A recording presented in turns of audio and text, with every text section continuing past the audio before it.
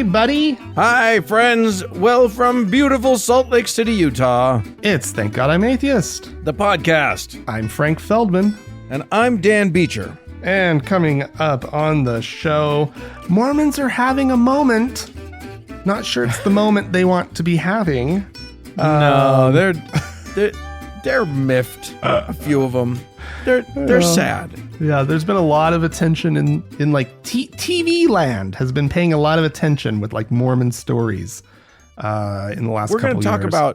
We're going to talk about, are they being treated fairly? Are all religions being treated fairly? Or are they by the being meanies persecuted? in Hollywood? Yeah, so mean. Don't talk about us. How dare they? All right. Well, first, Dan, got the story coming to you straight from India. Ooh. Buckle up. Okay. You're familiar with the Jains, right? Sure. Apparently, there's two main sects of Jainism. Of Jainist thought. Whatever. There's I'm not even going to get into it. There's just two different ones. Yeah. One of them likes to send out a bunch of nomadic monks who wander the countryside as part of their ascetic tradition.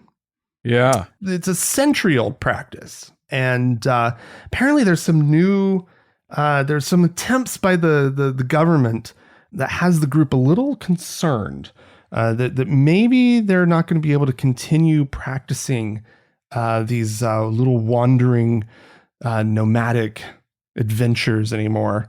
We need wandering monks in this country.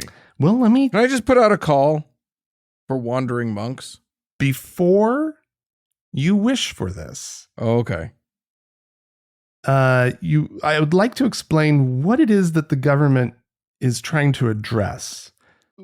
First off, the monks don't wear clothes. Oh, I have heard of that. I do know that there are ascetic Jains that never wear clothes. They're very free. They just wander, just wherever they will. And the other thing that has people concerned, and they're just trying to address this, is the fact that they prefer to defecate in the open. Oh, sure. They just poo where they may. Poo where, this is from a spokesperson or somebody representing the group. We have asked the government to allow our monks and seers to attend the nature's call in the open, as they never use toilets for doing so. They follow a centuries-old strict lifestyle in which they only go in secluded or forested areas to attend nature's call, and that too once in a day. Okay. So this is a thing, they wander out to the woods. They take their daily poo in the woods, which good on them. They're clearly getting enough fiber in their diet, because that ain't me. Look, just because they're allowed one poo doesn't mean that they're able to take that one poo. Well, or maybe they're sneaking in an extra poo. Yeah, they could be poo sneaks. We don't know. Let me tell you, there's these monks, they don't have IBS. I can tell you that. Speaking as somebody. And if they do, you get to see it. They better keep their irritable bowels nice and to happy. Themselves. Yeah. Oh my God. Yeah. So they're asking, please let them to continue pooing in basically private. It's the woods. Why are you being so mean to the Jains? Oh my God. So do you still want, Jain monks wandering the countryside, Dan? Look, I didn't say I wanted Jain monks. I just said I wanted roving monks. That's what I said I wanted. The Jains, it's yikes. I don't know. Go poo. Everybody poops. There's a whole book about it. Yeah, just not in the woods every day. Naked. If they're in the wood, look, if they're in the woods, I don't think I would have a problem with it. If they are on the street, you know what I mean? If they're just sort of walking And let's define woods here too, right? Like how forested and how remote are we really talking about? Yeah. My guess if it's is like if it's just a tree heavy backyard, that's maybe not a good thing. Yeah.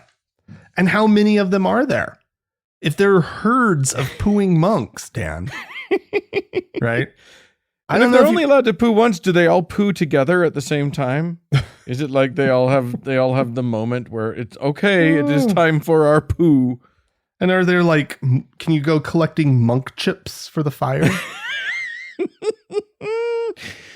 Ew. Okay, let's move on from the poop.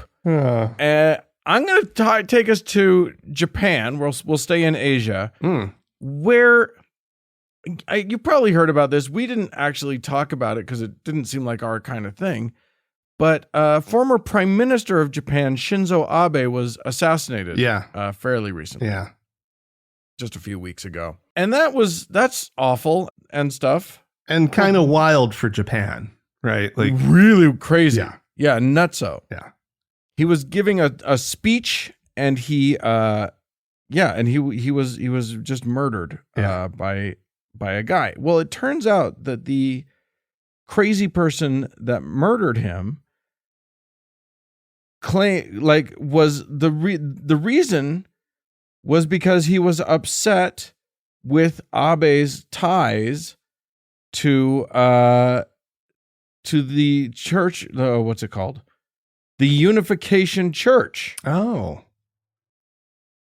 Now, the reason this guy was upset was because his mother had given away all of her money to the church and bankrupted the family. Because the Unification Church is one of those ones that says to do that. For those of you who don't know what the Unification Church is, it was started in Korea. By the famous Sun Myung Moon. I never have said that right.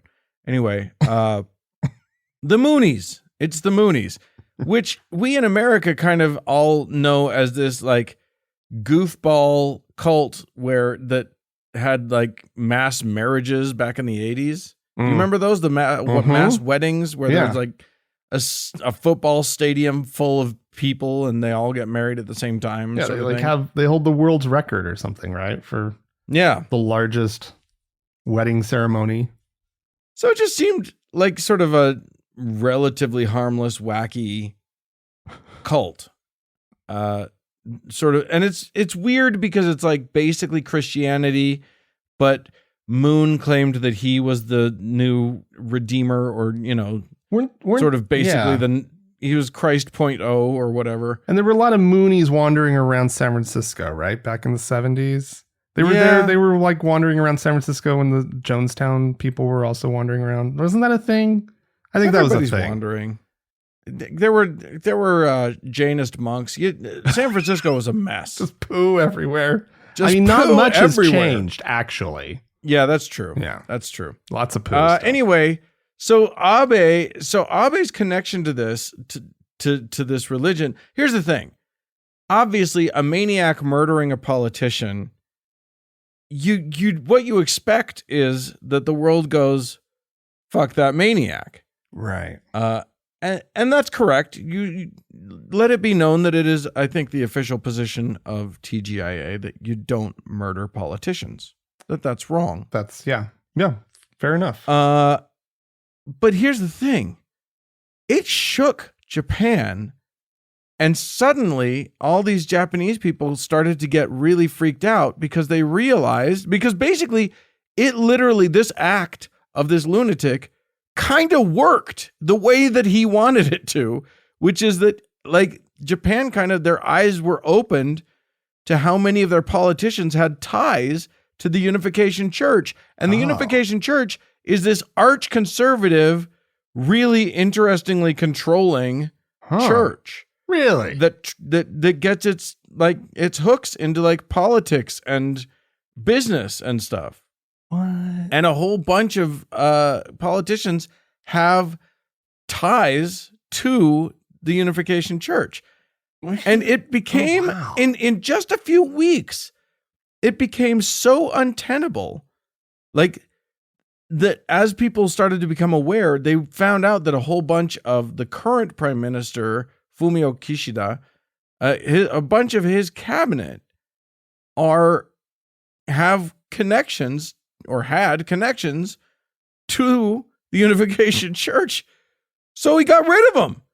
He had to shake up his entire cabinet because literally public support for the cabinet fell from 59% to 46%. Wow. In a matter of a few weeks. So that is wild. And this isn't just some grand conspiracy theory. This is like for reals. Oh, yeah. Wow. Everyone acknowledges this. That is wild.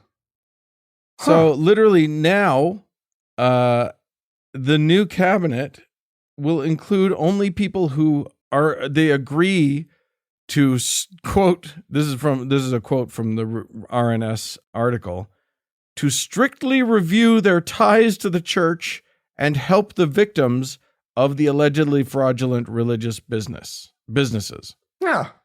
Okay. So really interesting. I mean, if anything, I feel just jealous. Like, what is going to shake up? What could possibly shake up our country enough that our populace could be like, maybe our politicians shouldn't be connected to churches. Yeah, shouldn't be like in the pockets of churches or in the pocket of anything. Yeah, well, I mean, good luck with that. It definitely would not be an assassination because 50% of the country would be, if not assassination, and you basically, yeah. Well, not like overtly. There would be a little bit of like, well, I mean, you did us all a favor. So, are you kidding me? I would say that a bunch of our country, if a major political figure was assassinated, the ugliness of the current situation in our country, there would be so many people who would just be out celebrating. They would be honoring the murderer as a hero. Yeah, that's probably true. And that would be on the left as much as on the right.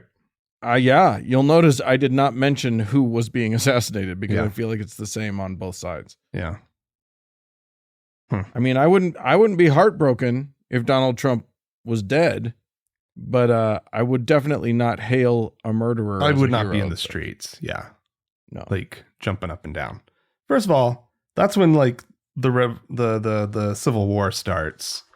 And you don't want to be in the streets. So yeah, there's a powder keg. You'd probably stay away from the sparks. We do not.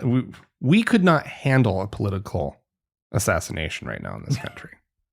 Like it wouldn't like go there well. would not be national mourning. It literally would be civil war. So yeah, that's probably not considering like just the FBI going to Mar-a-Lago and taking some papers and people are like, I need to shoot something up. And quite honestly, we're recording this multiple days before the show's going to come out. We don't even know. We don't know happened between now and the show. If you're listening to this and there has been a recent political assassination in this country, just disregard. I don't know.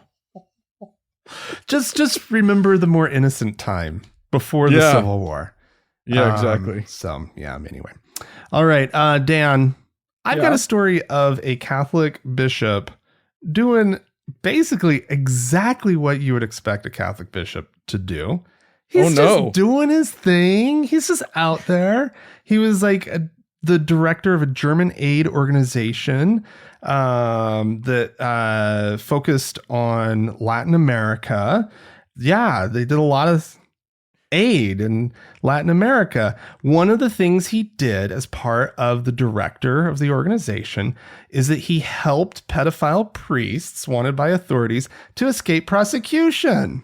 Oh my, like that's one of his official duties in his organization. Is that what you're telling me?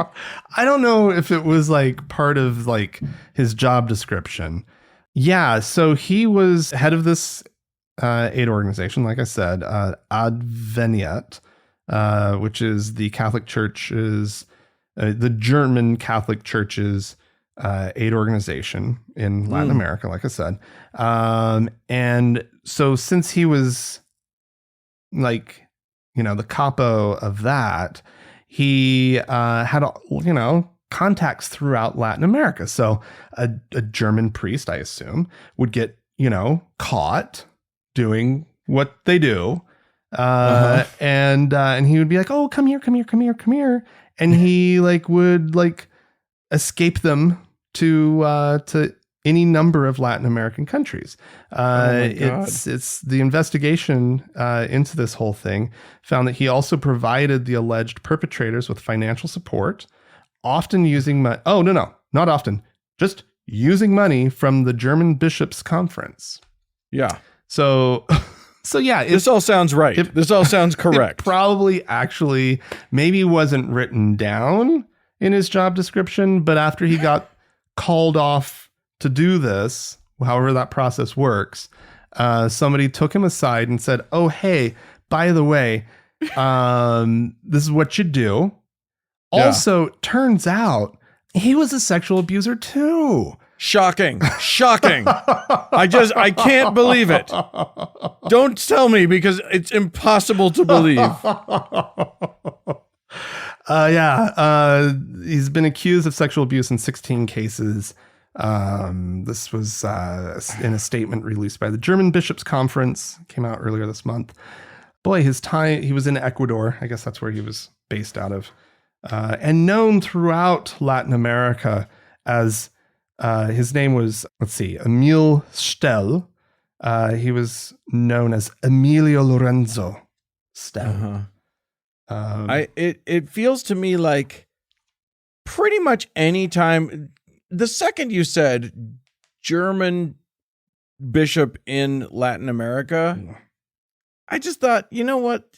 The Latin Americans should always have a policy of you're not helping. Go home. We know why you're here. We know why you're really here.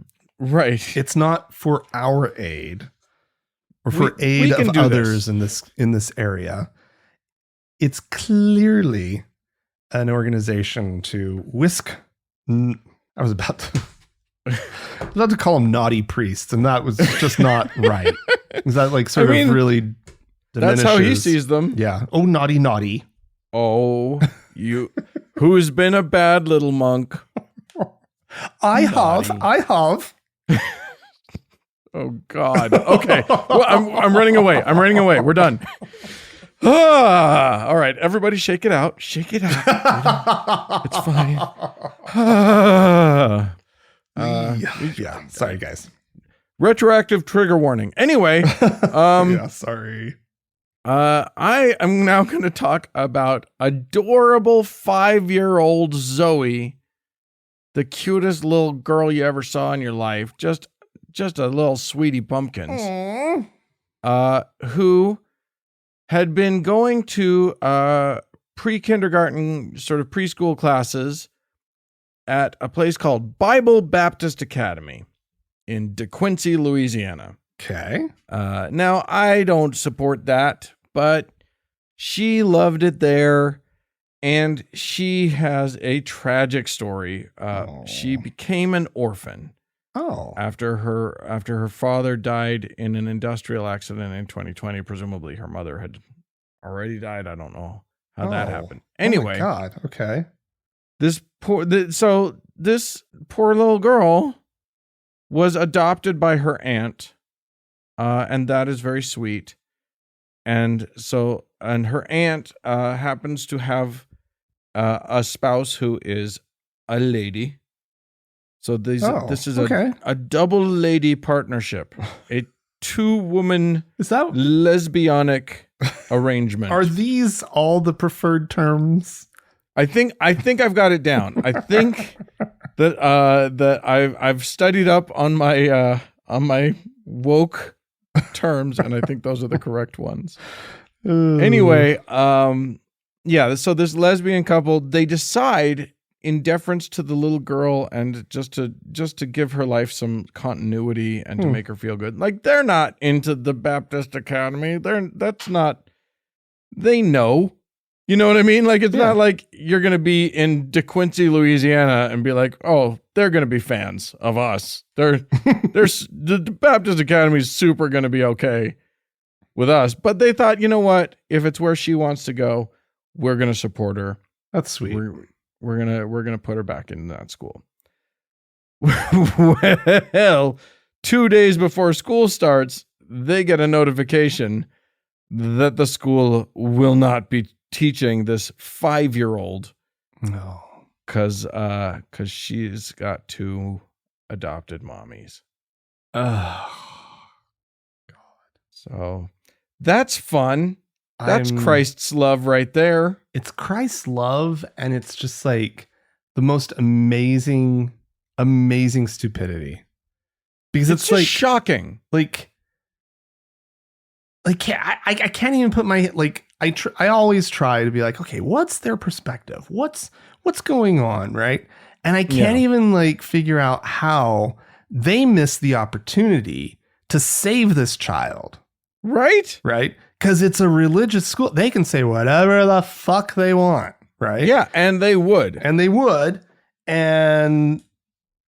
didn't even see it. Yeah. They just let their bigotry overrun them. Well, here's the thing.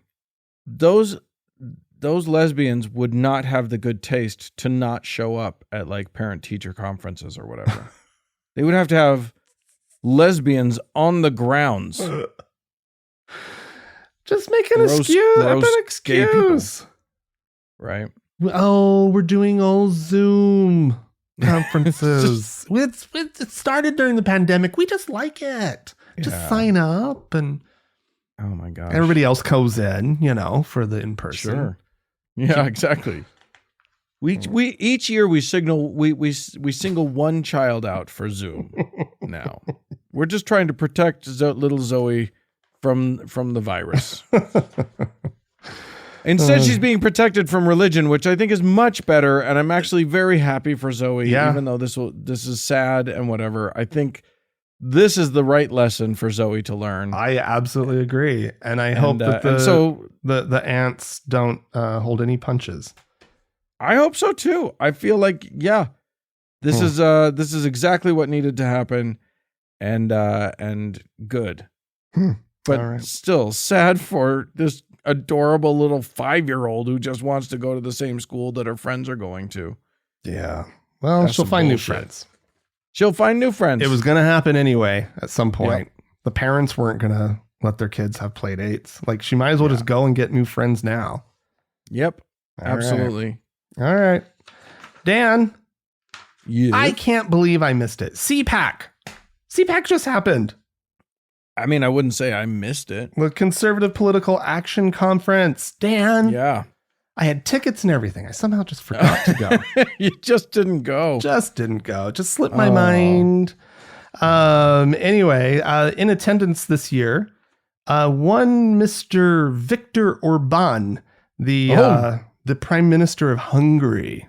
Yeah. Yeah. He's kind of he's a hero right now among the American right wing. Oh, yeah. Because just recently, Dan, he got, I guess, kind of a little bit of international heat over some remarks he made back in July.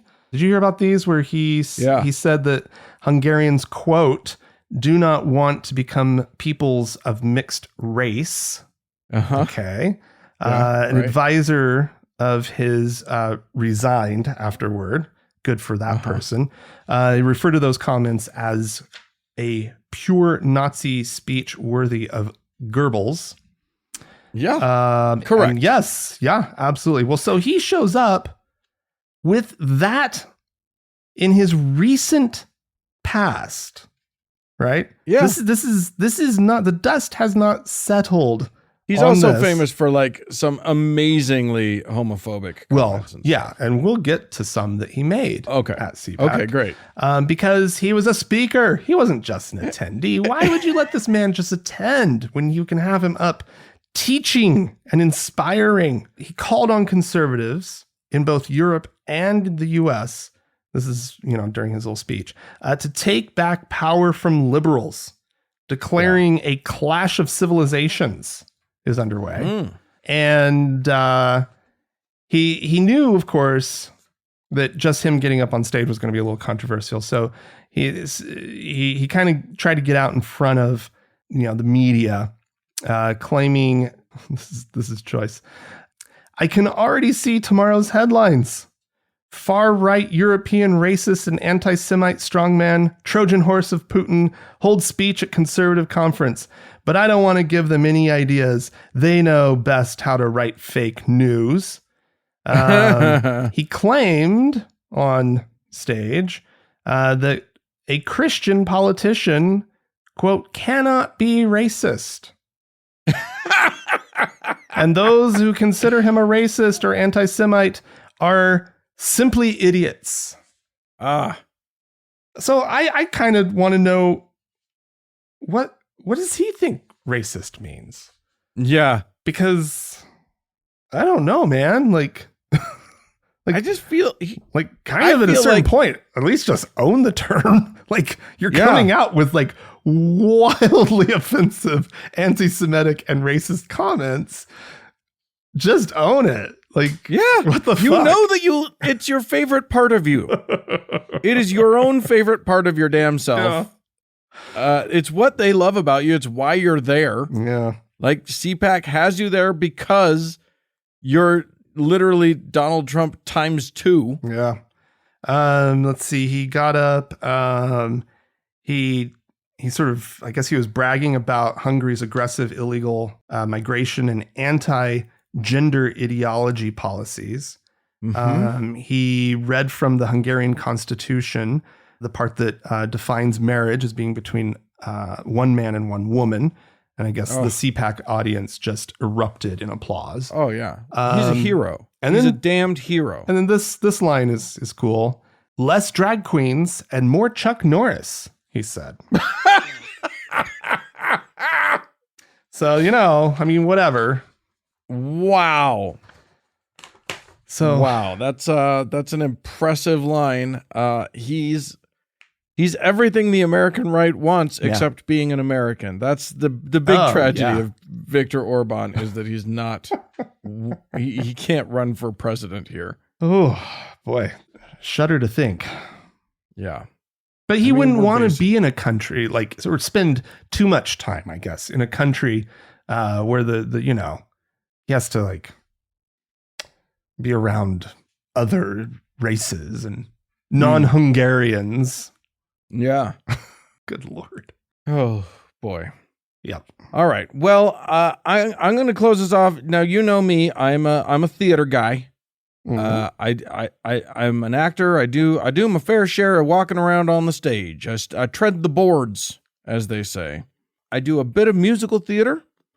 Mm-hmm. And I love the musical theater. And the biggest musical that around still to this day, and it's been huge for a better part of a decade. Hamilton. Oh, Hamilton. The musical for non-musical people. Musical loving people. It's a rap musical. Yeah. It sort of bends your mind about the founding fathers of these United States. Yeah. And it's funny because it's good. It's good. Yeah. It's Lin-Manuel Miranda's masterpiece. It is a crowd pleaser. Absolutely. And so much so that the natural order of things with these kinds of things is that a show has a run on Broadway for however long it runs. Mm-hmm. And the owners of the show, the owners of the copyright, only allow that company to do it for a while. And then eventually they allow that company and a touring company to do it. And the touring company goes all over the country and then maybe all over the world. And maybe there's a couple, but they are very strict about who is licensed to do it. And, that's how theater works. You have to, unless it's, as long as it's copyrighted, mm-hmm. As long as the copyright holds until it's public domain, you have to get permission to do a play. Yeah. I mean, which is right. even when high schools. Yeah, everybody. Yeah, everybody has to you do know, it. community theater. It doesn't matter what, and there are different licenses for the different kinds of theaters. You know, a high school doesn't have to pay what a professional theater company has to pay. Well, there's lots of rules, right? Tons of rules. Tons of rules. You know, the regional theater company will get exclusive rights for their region for X amount of time or whatever. Anyway, all of that stuff. None of that's in play yet, though, because Hamilton is still making so much money for them as an exclusive thing that you can only see in certain places. You can only see the touring company or the Broadway. I don't know. There may be a company that can do it, that's doing it in Los Angeles or, Vegas or Chicago or something, but it is heavily restricted. No, everybody wants to do Hamilton. Sure. Who wouldn't want to? But nobody can yet. Except the Door Church in McAllen, Texas. Oh, how did they get permission? They didn't. They just didn't. They just thought, you know what? We can just do it. We'll just do it. Really? I'll tell you what. Millions of freedom of religion, Dan. Thousands of actors are just jealous as shit because, frankly, everybody wants to do what the Door Church did. Mm-hmm. Now, mind you, the Door Church didn't just break the copyright law by putting the play on. They also changed it, which you're not allowed to do. You have to do a play word for word. You must. But they decided that they would change some lyrics so that Jesus was involved. There was just not enough Jesus in that play. Was there any to begin with? There's a little. I think there's a little religious stuff in there. Is there? Yeah, I think so. I've only seen it once. I've only listened to the soundtrack. I've never. But I think there's a whole thing about praying because of a kid, or I don't remember what it is. Anyway. Oh, sure. Okay. But there isn't a lot, and there certainly isn't the scene, which was in this production, in which Alexander Hamilton agrees to give his life to Jesus after another character convinces him that the holy book is the way to go. Do you have any idea what the lyrics were? Did that get out? It did get out. As a matter of fact, Hemant Mehta's Twitter is quite delightful because he got a copy of the whole thing. Oh wow! Like a video, and chopped it up and did some of the video, because they put out a video of this. They live streamed it, and which is again wild violation of the law. And then of course they pulled it down. Apparently the Hamilton or the organization that owns the rights to it called them and said, like, you got to take this down. I don't know. They were apparently quite nice to them. They let them do, this was supposed to be a Friday and a Saturday night. They did 2 performances. Mm-hmm. They let them do the second performance. Why did they do that? Wow. I get the sense that they're going to be lenient. They need to throw the book at this stupid church. The church has done this to other productions too. Oh, they did a version of Beauty and the Beast where they where they threw in a bunch of Jesus stuff. Jesus is who turns the beast into a. Oh my God! No, it is. Do they absurd. have an all Christian Cats? Yes, they should. I don't know why they haven't. Bunch of Christian Cats. Yeah. Anyway, it is such a not okay thing, and the thing is that I think that they think because they're a church, freedom of religion, Dan. Well, yeah. I mean, obviously, I think that the organization, the Hamilton people could definitely sue. And they should, I think, because they need to make sure that churches around the country know that this isn't okay. Yeah. But also I think people are reticent to sue a church because it looks bad. The optics aren't great. Yeah. Yeah, but they should. They should. And let it go all the way to the Supreme Court and let the Supreme Court decide the copyright. And then the Supreme Court will don't be like, apply no, this to is fine. churches. Churches can't violate. That would be brilliant because the LDS Church and all their copyrights. Oh my God. Anyway, there you go. Listen, if you guys saw a production of Hamilton that you'd like to make us aware of, please feel free to write into us, podcast@thankgodimatheist.com. Or call and leave us a voicemail message. The telephone number is 424-666-8442. Stick around. There's more show coming up.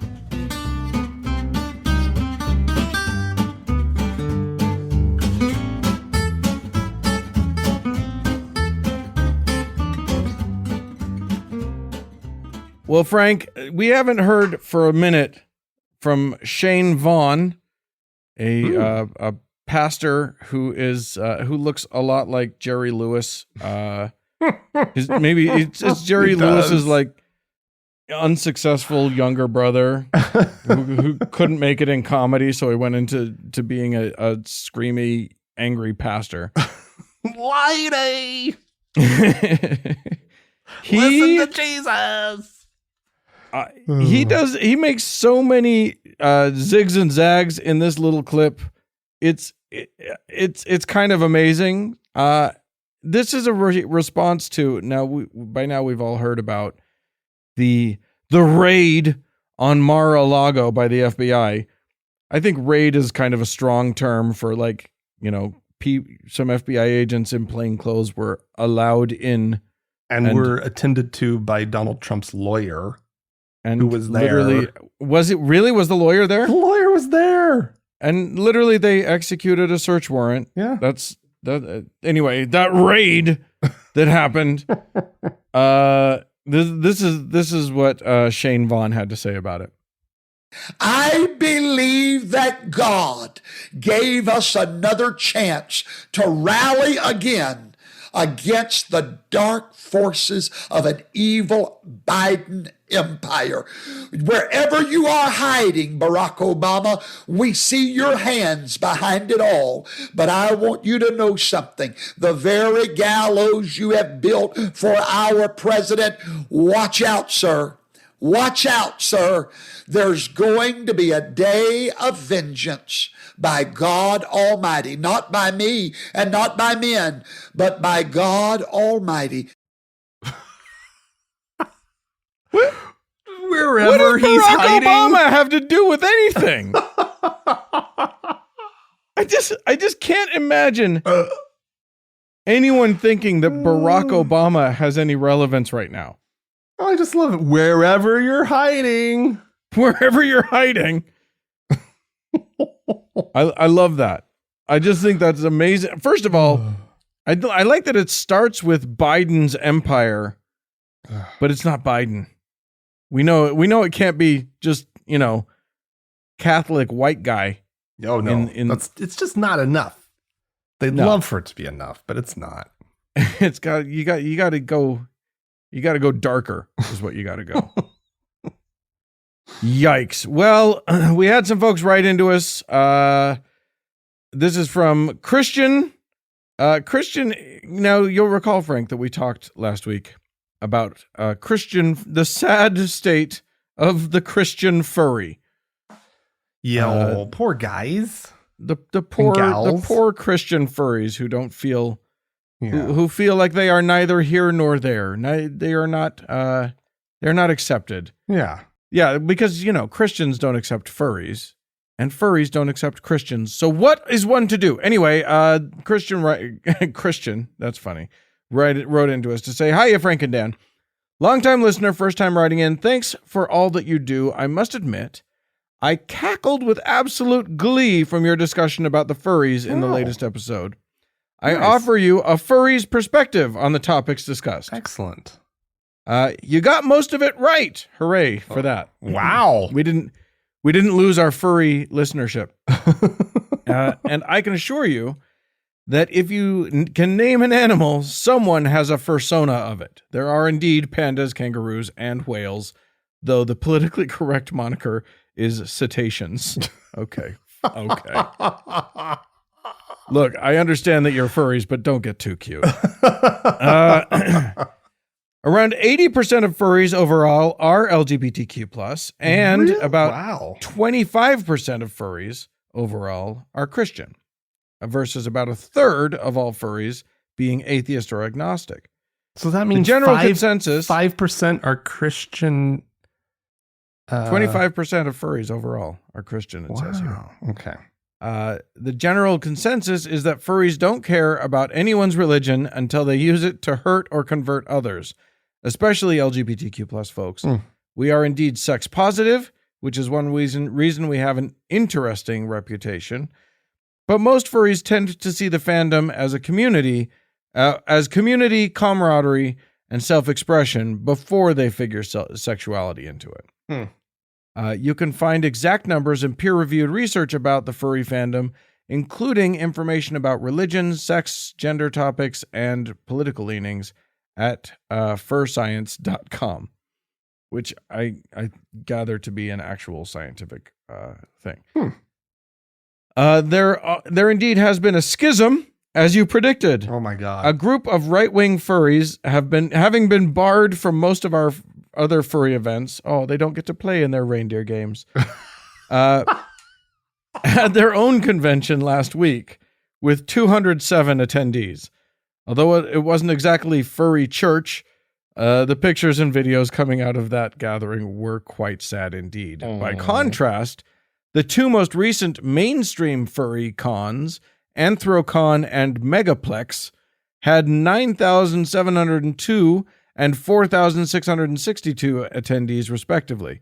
Anthrocon raised over $41,000 in charitable donations for a local animal rescue. This year's Megaplex donation to the CARE Foundation Exotic Animal Rescue and Wildlife Education Facility was over $70,000. Okay. First of all, amazing. Yeah. But also furries giving to animal rescue. Is that what it was? That's also adorable. That feels right. Yeah. That feels right. Yeah. As As a final thought, Christian says, you've settled on Jesus's persona being a lamb. A quick search shows that Jesus's persona is, like Jesus's racial characteristics in multicultural Christian iconography, subject to interpretation. Yes, he appears as a sheep, but also as a lion, a fox, a Charizard Pokemon, a gorilla, an otter, a My Little Pony, and a Godzilla, among others. Anyway, I thought that was cute. That's from Christian, the semi-demonic atheist husky. nice. We also got another email on the subject. Hey gang, lifelong furry here. Just wanted to shame you both for missing the obvious answer to the question: if Jesus were a furry, what animal would he be? He would be the master of resurrection itself, an opossum. That's from Astro Otter. Nice. Okay, fine. On another subject, River is writing into us. They write, "Hi, Frank and Dan. In episode 557, Dan talked about atheists being dramatically underrepresented in the U.S. federal prison population. A few hypotheses were put forward as to why, at least one of which was atheists are inherently less criminal. Now, I know this was a joke, but I'm a social justice killjoy who thinks it's important to include ample context when discussing prison systems. People go to prison when they're convicted of breaking laws which are created, interpreted, and enforced by other people. Inherent personal qualities have little, if anything, to do with the process." The very short version is that River wrote more stuff. This is edited, but the very short version is white people are overrepresented and black people are underrepresented in atheism. And atheists are more likely than the average American to hold a college degree. Due to multiple systemic factors, black people are greatly overrepresented and white people slightly underrepresented in federal prisons. And inmates are less likely than the average American to have a high school diploma or college degree. To me, the fact that atheists are largely removed from over-policed communities and more likely to have access to post-secondary education seems like a reasonable explanation for the lower rate of atheists in federal prisons. So that's River. That makes sense. That I'm sure that factors in quite a bit. So there you go. Yeah. Listen, friends out there in Listenerville, we do the show for free. It's a thing that we do, but some people appreciate it enough that and have the means, and they kick a little bit of a scratch our way, and we sure do appreciate it when that happens. It's what keeps us going. It's the only thing that we have that can pay the bills for us. So we really appreciate it when people want to donate to us. Frank, if someone out there is not yet a donor but wishes to be, can you please tell them what they can do to make that dream come true? Oh my God, it's like so easy. Just go to thankodI'matheist.com and click on the support tab. And there's instructions. You can you choose what level you want to give. You don't have to give a lot. Yeah. Or you can give a major amount. Which is what this person did. They're all acceptable options, but yes, the best way is to give a lot, which is who are we thinking? We're thanking our top donor, our Lord and Savior, Davis. Stick around, there's more show coming up.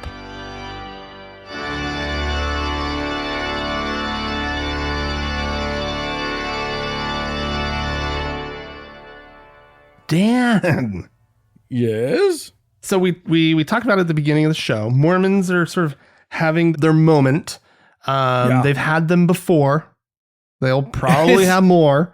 Their big one. Generally not a good thing for Mormons when they have a moment. Well, the Mormon moment that people kind of it was a big moment for them was when Mitt Romney was running for president. Right. There was a lot of very positive information about Mormonism and whatnot flooding out into the media. And it was good things for them. And a lot of people on the religious right were just turning the other way, holding their nose, what's so forth and so on. And the rest of us were like, what the hell is going on? But now there's this Mormon moment that's happening where there's all of these TV shows that are addressing different sort of aspects of Mormonism, different bits of history, whatnot. There's fundamentalist Mormons. Yeah. Immediately springing to mind, there's Under the Banner of Heaven, which we've talked about on the show. We're not Keep fans. Mm-hmm. Murder Among the Mormons. Yeah. Mormon No More. Did you watch that one? I started it. I haven't. I've only gotten, I think, one episode in. Yeah, I can see that one doing some good. There's one called Lula Rich, which is that one's a kind of a fun one. It is the exploration of a multi-level marketing company that did really well. LuLaRoe is the name of the company. Yeah. Don't support them, by the way. Watch that show. You will definitely never buy anything from them if you watch it. But it is not really about Mormons. It is about a couple of Mormons, and so you can't really tell the story. Yeah. Without pointing out that they, on their videos and whatever, they call out scriptures and stuff. Yeah. But yeah, there was that Jana Reese over at Religion News Service. Yeah. She's a Mormon. She's a Mormon. She's on the Mormon beat for the Religion News Service. She's a liberal Mormon, and she's willing to call out her church on certain things. Absolutely. But she had an article that's I don't know, it caught my attention. It says the title, Mormons are being oppressed and mocked on TV. We're not alone. And I kind of caught my attention. I'm like, Mormons are being oppressed and mocked on TV? Where? When? What? Like, I've seen all these other shows. I've seen these shows that we've talked about. And like, where are they being oppressed and mocked? Yeah. First of all, the word oppression in this moment is astounding. Like, okay, you feel your feelings are hurt because things aren't, because maybe there's a little mockery, there's a little jovial sort of ribbing happening. Oh no, that's the viewers. Yeah, well, that's true. Like, mostly the shows themselves just sort of tell a story. Yeah. I didn't with feel the like exception maybe of Under the Banner of Heaven. Yeah. Because I would say that Under the Banner of Heaven had a very clear axe to grind. Yes. The little bit of it that I watched that I could stomach. I mean, I'll join her in maybe being dismissive of that one. Sure. But like, I've seen Murder Among the Mormons, Keep Sweet, and Mormon No More. I have not seen Little Rich. But like, Keep Sweet, first of all, I mean, she's the one that's like pulling it into mainstream Mormonism. The show itself is about fundamentalist Mormons. Right. And I mean, and we talked about it on the show that like, as a former Mormon viewer of that show, it was like, oh, I probably get this a little more than I should. But like, but beyond that, like, the show's really, I felt like it was very clear what they were talking about. That this wasn't mainstream Mormonism. No, it's about a bunch of kook balls. Yeah. Well, okay, but you're going to have to be more clear than that, though, Dan. Anyway, I just think it's very funny that look, we all know all Christians, all religious people, like, love a persecution narrative. Yeah. It is their that is money in the bank for a Christian. They can make hay out of that. The slightest sliver of an insult, they can turn that into just a decade's worth of hay. Yeah. But honestly, persecution. This is it's like not. Wait, what was the word? What was the word that she used? Oppressed? Oppression. Yeah. Oppression. Really? You're gonna talk to me about how you're being oppressed by a TV show? Yeah. I would like you to demonstrate this, please. Yeah. Demonstrate the way in which the TV is oppressing you. I mean, I've watched shows that felt a little oppressive, but like, not in that way. Yeah. I mean, Under the Banner of Heaven felt oppressive, but just like, I felt oppressed by like having to watch it. It felt. Maybe that's what she was talking about. Maybe that's what she was on about. No, I expect more actually from Jenna Reese than this. Me to be too. honest. Like, when I see her byline, I usually I expect it to be pretty honest, and maybe I don't agree with like her conclusion or anything, but I'm like, I get where she's coming from. Typically. And she's usually like well researched and even keeled. Yeah. But I guess that's the thing, is that like, and look, Mormons aren't as bad as some. If you talk to a Scientologist, the sky is constantly falling and everyone's out to get them, in part because everyone's trying to save them from their religion because it's a disaster. It's like the most dangerous cult to be in, or, the most dangerous mainstream cult. Yeah. Yeah.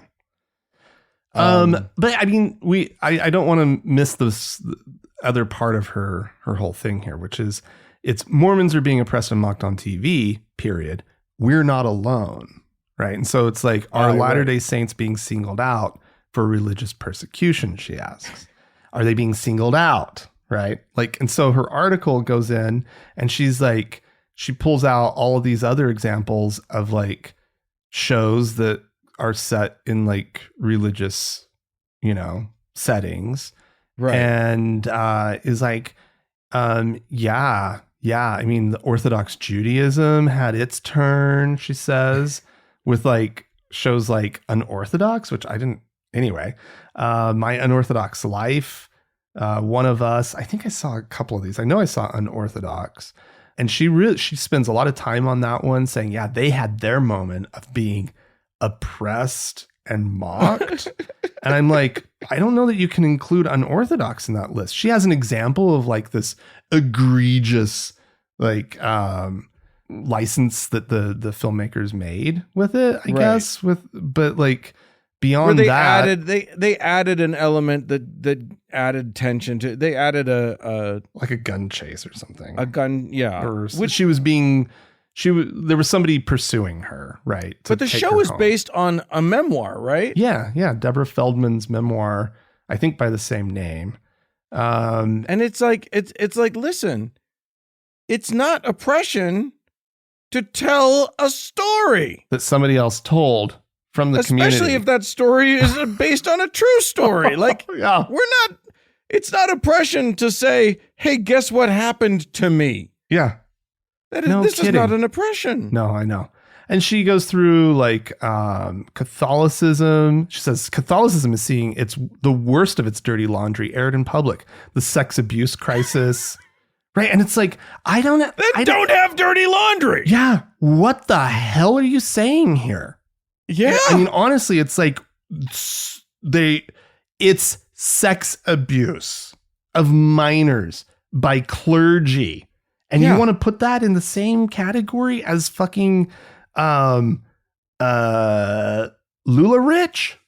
Are you saying that we shouldn't be talking out loud in public a lot about sex abuse of minors? Yeah. About the murder of indigenous people? You're saying that we should probably just be gentler with the sex abusers and murderers. And is that what we should do? It's clearly not what she's trying to say, right? That she would never, I don't think she would ever make that argument. But there's this weird, like, why can't we, what is wrong with being made aware of this stuff? Yeah. Yeah. Literally, and this is the problem. Maybe this is the biggest problem of the we're being oppressed or we're being persecuted narrative, is that what the churches that use it are using it for is not to stop being oppressed, but to get out of trouble. Like, they are in trouble. They have committed deeds that reflect horribly on them, and they don't want people to talk about it anymore. Yeah. So they use it as a way of trying to silence their critics and trying to, and also trying to rally their own troops to not believe it. They just say, "Oh, they're just persecuting us. Don't listen to them, even though they're telling truths about us, right? Because they're persecuting us." It's wild, isn't it? It is, and they're all using it. Every single time a criticism is, regardless of how fair this criticism is, every time a criticism is lodged against a religion, they bust out this old saw of they're persecuting us, and then they fucking get away with shit. Yeah. I mean, they may not get away with there may be some consequences, but also people kind of shut up because no one wants to be seen as persecuting a religion. Oh, I don't mind. I know. Yeah, we like it. Obviously, we're good. That's what we should do. We should write to Jana Reese and just say, "Hey, if you think that's persecution, listen to our show, man. Listen to this. This is real." I mean, it's not. Literally, we're literally doing kind of the same thing. Yeah. I don't think we're mischaracterizing things. Right. But so she's concerned about oppression, also mockery. So we fall in more sort of the mockery. Yeah. If you want some mockery, we'll give you some mockery. Because you deserve it. Yeah. Oh, goodness gracious. Good Lord. All right. Well, if you, ladies and gentlemen, would like to pile on and persecute some Christians, some Mormons, whatever, what have you, feel free to write into us, podcast@thankgodimatheist.com. Or call and leave us a voicemail message. The telephone number is 424-666-8442. Yeah, go to the Facebook page, facebook.com/TGIAtheist, and click the like button. And if you'd like to join one of our members-only lounges, go to thankgodimatheist.com/members-only. Yeah. Hey, thanks so much to the Red Rock Hot Club for the use of their beautiful music. And thanks to Gordon Johnston for the use of his music. And thanks to all of y'all for tuning in. We're very glad you did. Thanks so much. Bye-bye.